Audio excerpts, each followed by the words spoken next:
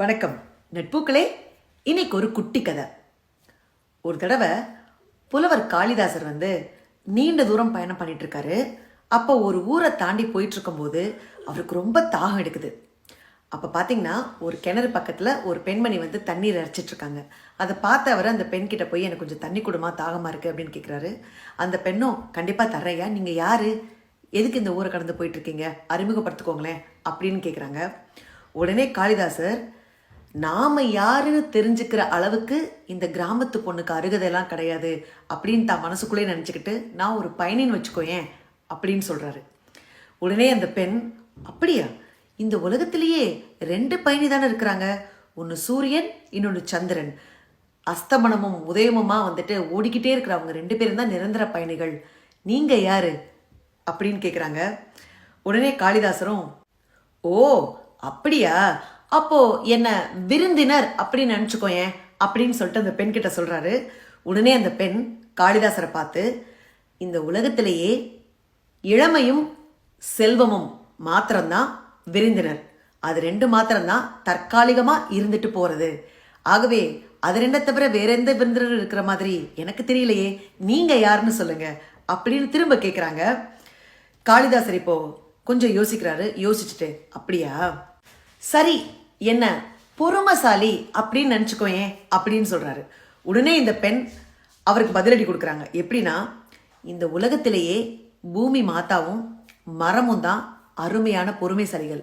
ஏன் தெரியுமா, நாம எவ்வளவு மிதிச்சாலும் தாங்கிக் கொண்டிருக்கிற இந்த பூமியும், பழங்களுக்காக கல்லெறிந்தாலும் பொறுத்து கொண்டிருக்கிற மரமும் தான் பொறுமைசாலிகள்.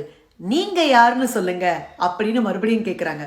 இப்போ பொறுமைசாலின்னு தன்னைத்தானே சொல்லிக்கிட்ட காளிதாசர் பொறுமை இழந்துட்டாரு. கொஞ்சம் யோசிக்கிறாரு.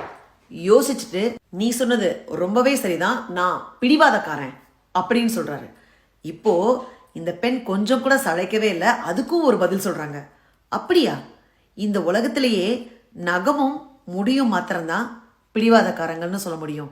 ஏன்னா எவ்வளவு வெட்டினாலும் அதையும் தாண்டி முளைச்சிட்டு இருக்க அந்த 2ம் தான் பிடிவாதம் கொண்டது அப்படின்னு ஏற்றுக்க முடியும். நீங்க யாருன்னு சொல்லுங்க அப்படின்னு கேட்குறாங்க. இப்போ காளிதாசருக்கு கொஞ்சம் கோபம் கூட வந்துருச்சு. உடனே, நான் ஒரு முட்டாள்னு வச்சுக்கோயேன் அப்படின்னு சொல்றாரு. அதற்கும் அந்த பெண் ஒரு பதில் சொல்றாங்க. என்ன சொல்றாங்கன்னா, இந்த உலகத்துல ஆற்றலும் அறிவும் இல்லாம ஆளும் அரசனும் அவனை துதிப்பாடும் அமைச்சரும் மாத்திரம்தான் முட்டாள்கள், வேற யாரும் முட்டாள்கள்லாம் கிடையாது. நீங்க யாருன்னு சொல்லுங்க அப்படின்னு திரும்ப கேட்குறாங்க. தான் முழுமையாக தோற்றுவிட்டோம் என்பதை உணர்ந்த காளிதாசர் அந்த பெண்ணின் காலடியில் விழுந்து, அம்மா தாயே என்னை மன்னித்து விடு, நீ யார் என்ற காட்சி கொடு அப்படின்னு சொல்றாரு. அவர் கண் விழித்து பார்க்கும்போது அவர் பார்த்த அந்த காட்சி ரொம்ப ஆனந்தமா இருக்கு. அங்க யார் நிற்கிறாங்கன்னா, கல்விக்கு அரசி, கலையரசி, அந்த கலைவாணி காட்சி கொடுக்குறாங்க. சரஸ்வதி மாதா காளிதாசரை பார்த்து, காளிதாசா, உன் அறிவு எல்லைக்கு அப்பாற்பட்டது.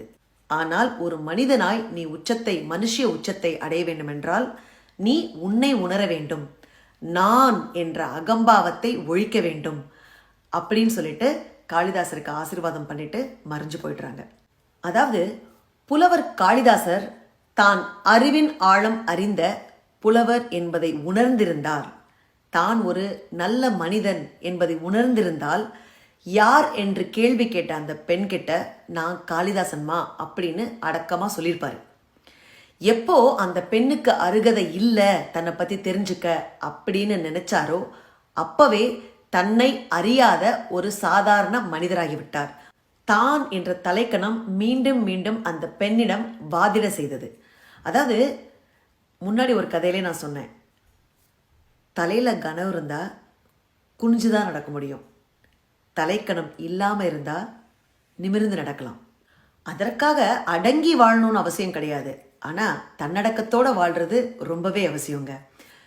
ஆகவே நட்புக்களே, நம்ம குழந்தைகளுக்கெல்லாம் நம்ம என்ன சொல்லிக் கொடுக்குறோமோ இல்லையோ, தன்னை அறிந்த ஒரு சிறந்த மனிதராய் வாழ கற்றுக் கொடுப்போம்.